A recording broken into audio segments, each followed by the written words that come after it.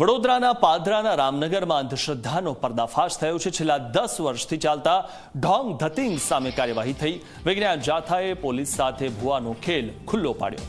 લોકોની આસ્થા સાથે ખિલવાડ કરીને ભુવો રૂપિયા પડાવતો હતો। ભુવાએ અનેક શ્રદ્ધાળુઓને આસ્થાના નામે લૂંટ્યા અને છેતર્યા। પોલીસની કાર્યવાહી દરમિયાન ભુવો ફરાર થઈ ગયો છે। તો એક જે કહેવત છે તે અહીંયા ઘણી સાચી સાબિત થાય છે કે જે કોઈ પણ લોકો લોભમાં આવી જતા હોય છે તેમના માટે આવા જે ધુતારા હોય છે તે ધુતારા ભૂખ્યા નથી મળતા અને આ જે ભૂવો છે તે અનેક લોકોને છેતરતો હતો।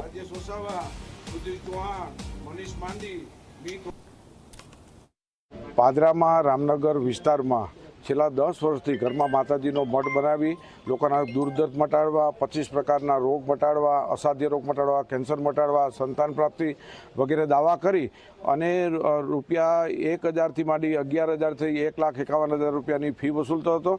માતાજીનો ભાઈને ડર બતાવતો હતો। આ ભૂવો છે તે માતાજીને અમુક વ્યક્તિઓ પોતાની માનતા નામે દારૂ પણ ધરતા હતા તેવી પણ હકીકત અમારી પાસે આવી છે।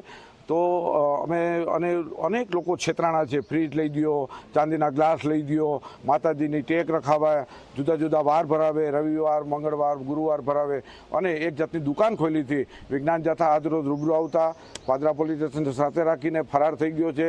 પોતાને માતાજી અત્યારે કોઈ પણ પ્રકારની મદદ કરી નથી અને આ ભૂવો જે બોલતો હતો અને લોકોને ભરમાવતો હતો એ પોતે જ ભાગી ગયો છે। લોકોએ આમાંથી બોધપાઠ લેવાની જરૂર છે।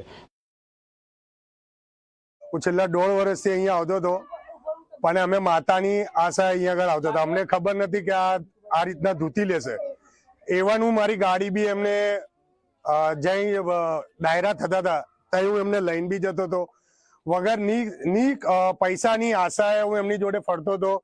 પણ છેલ્લે એવું જાણવા મળ્યું કે આ ભાઈના થોડા ધંધા અવરા છે તો અમને ખબર પડી। તો અમે એમને બચાવવા માટે જેમની બબાલ થયેલી એની સાથે અમે એમને વાતચીત કરવા ગયા। ત્યાં અમારી ગાડી એમના છોકરાએ ખુદ જાતે તોડીને પછી એવું કહે છે કે તારી ગાડી તો ફલાણા ભાઈએ તોડી નાખી। મને સંતાન નહોતા થતા એટલા માટે અમે અહીંયા આવ્યા હતા। અમને જાણ મળી હતી કે અહીંયાથી શ્રીફળ આપે છે અને એનાથી સંતાન પ્રાપ્તિ થાય છે। તો અમે બધી રીતે તૈયાર હતા, અમે કરવા માટે બધું કર્યું અને સાહેબ અમે એટલી વિનંતી કરીએ છીએ કે અમે જે બધું અમારી ઉપર જે વીત્યું છે ને હવે બીજા કોઈની ઉપર ના વીતે। અમે એટલી પ્રાર્થના કરીએ તમારા લોકો ઉપર। મને આવી રીતના અહીંયા આગળ હું આવતો હતો કે ભાઈ ચાલ આવો આપણું કંઈક ભલું થાય। અમે એવી આશાએ આવતા હતા કે કદાચ આનું આટલું બધું નામ છે તો આપણે કંઈક કામ કરી આવીએ। તો મેં આવતો હતો, એમના પગે પડતો હતો, બધું કરતો હતો। તો એક દિવસ એમને ધૂણીને એવું કીધું કે બેટા મને તારો ચાંદીનો ગ્લાસ જોવો છે પ્યાલી માટે દારૂ પીવા। તો આ પ્યાલીનો ચાંદીનો ગ્લાસ મેં મારી વાઈફ તે વખતે પેલું માસિક પીરિયડ જે આવે છે લેડીઝને એ ટાઈમ પર હતી। એટલે એ ટાઈમે મેં જો ઝઘડો કર્યો કે ચાંદીનો ગ્લાસ આપણા ઘરમાં છે તો તું લાય, માતાએ માગ્યો છે, કદાચ આપણું ભલું થઈ જાય।